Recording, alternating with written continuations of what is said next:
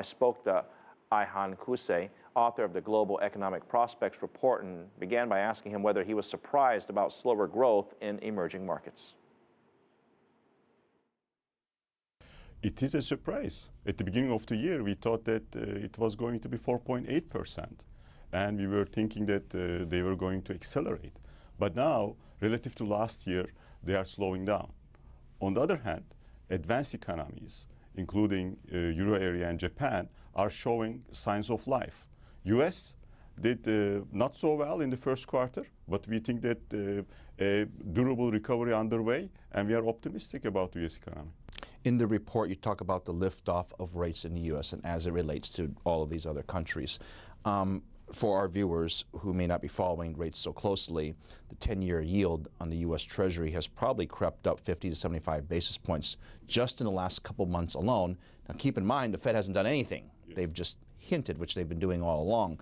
So essentially, real interest rates have already gone up. What's the relationship between U.S. interest rates and developing economies? U.S. interest rates you can think of as the reference interest rates, determining the cost of borrowing around the world. When the U.S. Federal Reserve starts increasing the interest rates, that will have implications for interest rates at all maturities, including the 10-year bonds. And for Americans, they see the interest rates, the cost of borrowing.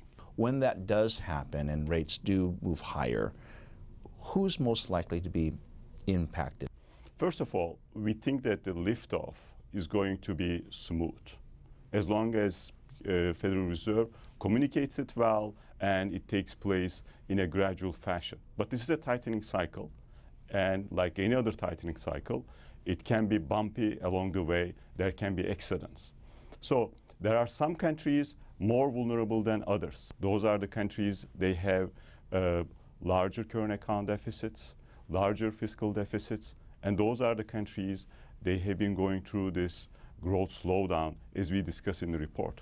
One of the reasons why a lot of people say rates need to go up, and I'm saying only one of the reasons, is that perhaps there's too much money into the system and it's not being allocated correctly. Therefore, by raising rates, you would take some of the cheap money, I suppose, off the table. If that's part of the thinking, with real rates already having gone up as it is, as I mentioned earlier, hasn't the Fed kind of done its job without actually doing its job? Of course, the markets are reacting and pricing in future changes in interest rates. That's part of the the process. But eventually, interest rates, policy interest rates, are rock bottom. So what's going to happen, and this is a good thing, there's a normalization of policies, and it's a part of that. The Fed is going to increase its interest rate.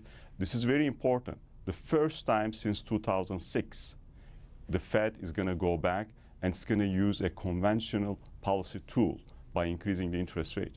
I think that tells you, for the first time since the beginning of the financial crisis, we are going to see a major central bank increasing the interest rate.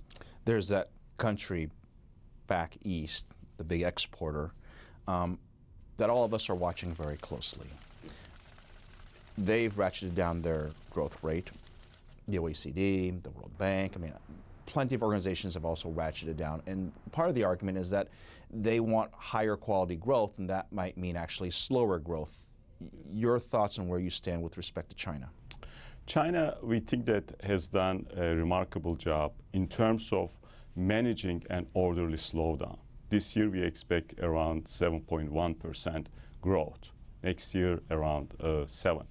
So, and the overall objective of higher quality growth, moving away from investment and trying to steer the economy towards consumption, is the right thing to do.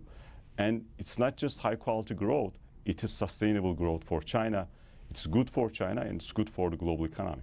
The most important thing, of course, for emerging and developing economies is getting ready to this increase in interest rates with the first rate hike. We are worried about that, but it's at the end of the day, we are telling them, fasten your seatbelts, it can be a bumpy ride.